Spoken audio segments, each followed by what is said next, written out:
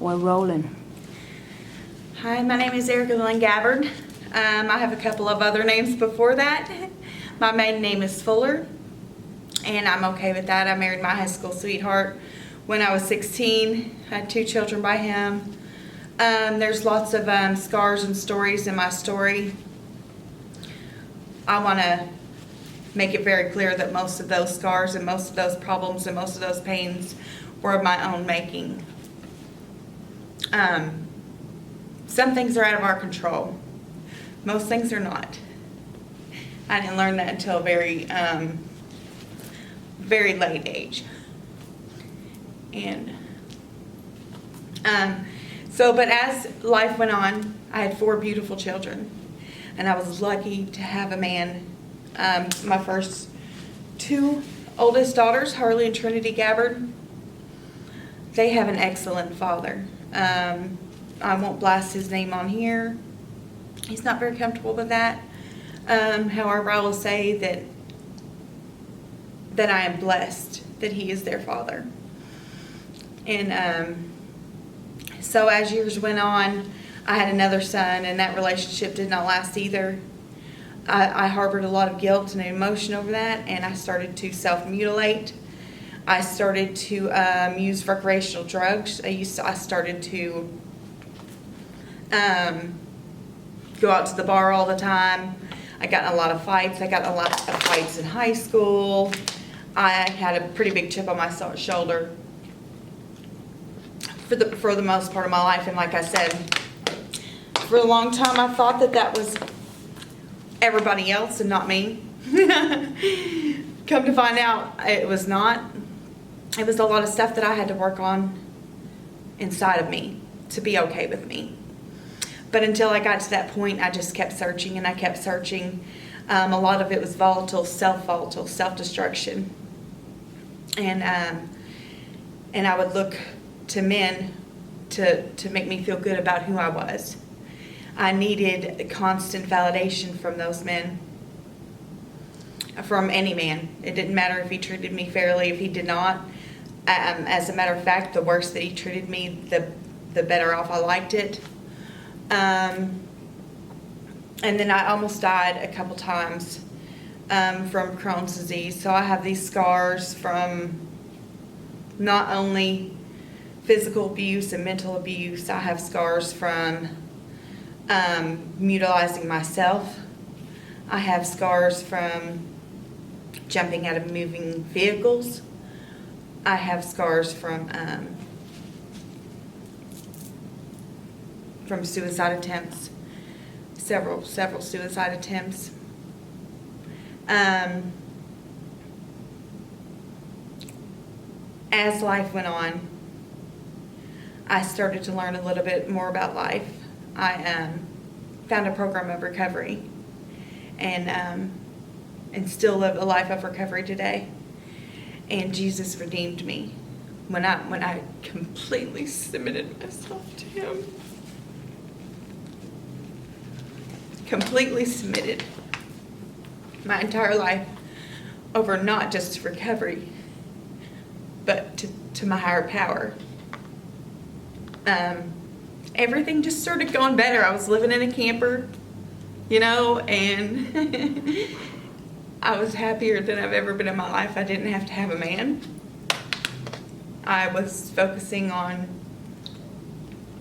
my children, trying to rebuild relationships with them, and it was working, and still does to this day. About 2 years into that, I was diagnosed with triple negative breast cancer.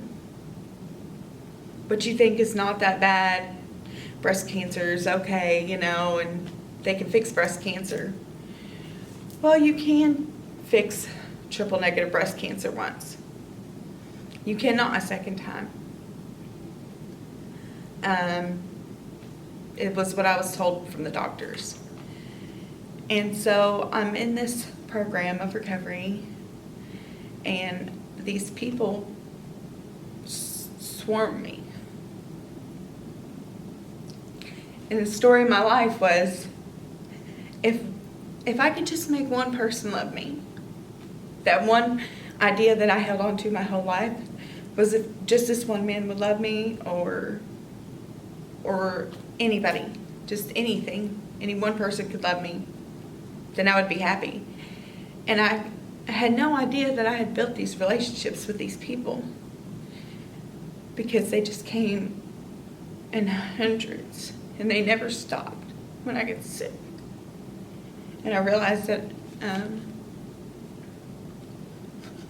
my higher power loved me, and these other people loved me, and then me and my fiance, who now my now fiance, finally came to terms with being a couple, but not having to be codependent like I had been my whole life.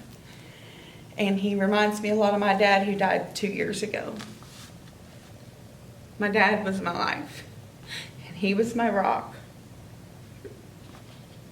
And as soon as he left, this man walked in. And I am forever and ever and ever grateful for that. Bittersweet now, because I have 6 months left to live. And I can be okay with that, because I know where I'm going. And I know that I'm going to my higher power. It really hurts to know that I'm going to leave my children behind when they just got me back. I also know there's a reason for that. And God has never had a bad plan before. He just hasn't. I've had 10 million, can I cuss? I've had 10 million shitty plans that just did not work out at all. Like, I have millions of people that can vouch for that. And, but God has never had a bad plan, so there's a reason. And my gratitude overflows in me.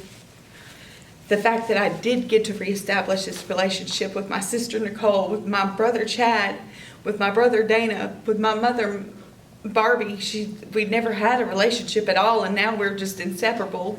And sometimes it's annoying, but it's my mother. And one of my biggest things growing up was that one person I needed to love me was my mother, and she did the whole time. I just was not able to see it. And then so when Daddy died, I thought my world would collapse. But again, the people that I surround myself with today were there every step of the way. They let me cry. They let me be upset. And then they told me to get the fuck back up and keep going, because that's what we do. And that's what I want my kids to know, no matter what happens. You just get up and you keep going, no matter how bad it hurts. Because I was not always able to do that. And I am. Here I am. Every day I'm putting one foot in front of the other. And I'm doing it. And I'm going to keep doing it until God says, okay. It's going to be either God or Daddy saying, come on, white girl.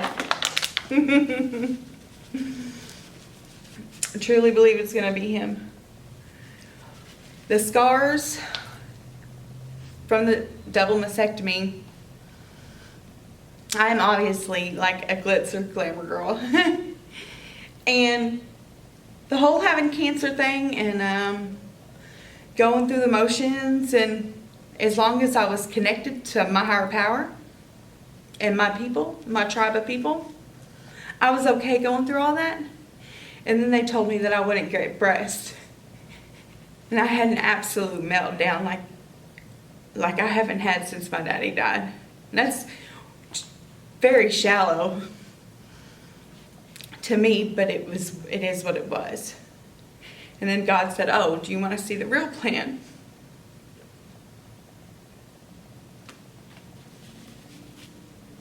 It was never have big boobs. Or be this beautiful Marilyn Monroe woman. It was to teach my children that no matter how hard something is, you can get through it. And since I missed so many years of that, this is what I want to leave them with. I need them to know that no matter how hard it is or painful, or even if you don't like it, even if you do not like the fact that your hair is short and doesn't ever curl right hardly, or Trinity, the fact that there's just nothing at all wrong with you, but you have a little bit of insecurity, and there's just no reason for it. You're the most gorgeous girl on this planet. Even Harley and Bella and Skylar, all of you. The fact that you're so quirky and so much like me, Trinity, I'm begging you to please not ever let anybody take that shine away from you, because this is what I've learned. Every time somebody hurts you in your heart, it's only because you allow it. It sounds harsh, but I found that out the real way. Every time you allow somebody to take a piece of your heart, you don't ever get it back, and then you're going to be cold. And you're so bright, and you're so beautiful. Please do not ever allow anybody to demean you or make you feel less than Harley, Trinity, Bella, and Skylar. And if they do, you have the right, you have the power, only you do, to say go. Right then, it's one sentence, go.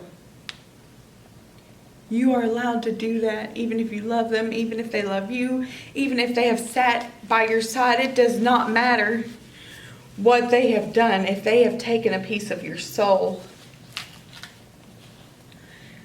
you are allowed to remove them from your life. And I beg you to do that. Keep every bit of that. Please keep every bit of it inside of you, because it's who you are. And so I would like for all of you to stay.